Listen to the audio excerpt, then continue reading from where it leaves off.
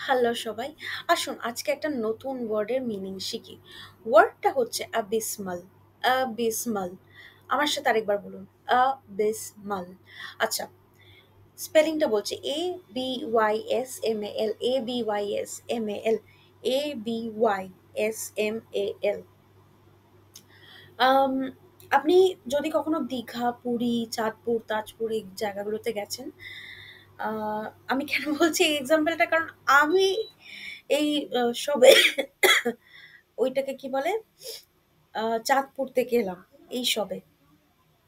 তো আপনি যদি কখনো সমুদ্রে গেছেন, আপনি দেখবেন যে আপনি সমুদ্রে সোজা যখন যাচ্ছেন, মানে যতটা সেফ জোনের মধ্যে, কিছুটা যাওয়ার পরে আপনাকে একদম যাওয়ার থেকে আটকে দেওয়া হয়। ওই যে কোস্ট গার্ডরা থাকে বা কেউ থাকে, তারা মানে একদম মানে আপনি মানে ওই দেখবেন হুইসেল বাজিয়ে বাজিয়ে ওয়ার্ন করে যা ওখানে যাবেন না, ওই অতটা ঢেউয়ের পরে যাবেন না।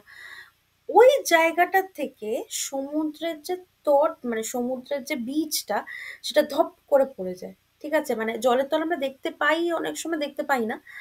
তো মানে আমি এটা বলছি যে আপনি যদি কোনো, ধরুন দীঘা পুরী নয়, একটু আন্দামান নিকোবরের দিকে যদি কখনো গিয়ে থাকেন, হ্যাঁ আমি যাইনি, আমি দীঘা, পুরী, চাঁদপুর, তাজপুর, মন্দারমণি এগুলোই গেছি।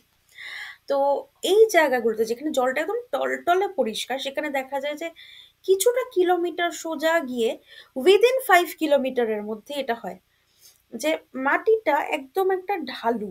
হ্যাঁ, তো এই জিনিসটাকে অ্যাবিস বলা হয়। ABYSS, Abyss. তো আচ্ছা, আমি এই কথাটা একটা ক্লিয়ার করে দিই যে এবারের ব্যাপারটা হচ্ছে গিয়ে যে এই যে অ্যাবিস কথাটা বলা হয়, সেটার মানেটা হচ্ছে যে একটা সাংঘাতিক ভাবে কোনো কিছু, মানে মানে কোনো কিছু একটা সাংঘাতিক কম- কমি, হিন্দিতে যেটাকে কমি বলা হয় সেরকম। আহ, ধরুন আমি বললাম যে there is an abysmal lack of understanding. মানে ধরুন আপনি কোনো একটা কোম্পানি চালাচ্ছেন, ঠিক আছে, সেইটা আপনি কোম্পানি চালাতে চালাতে আপনি এটা বুঝতে পারছেন যে আপনি আপনার টিমমেটসদেরকে যা কিছু বলছেন, আপনার টিমমেটসরা বুঝতে পারছে না।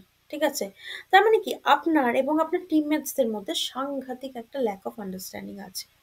এটাকে বলা হয় দের is an abysmal lack of understanding। ঠিক আছে, আচ্ছা।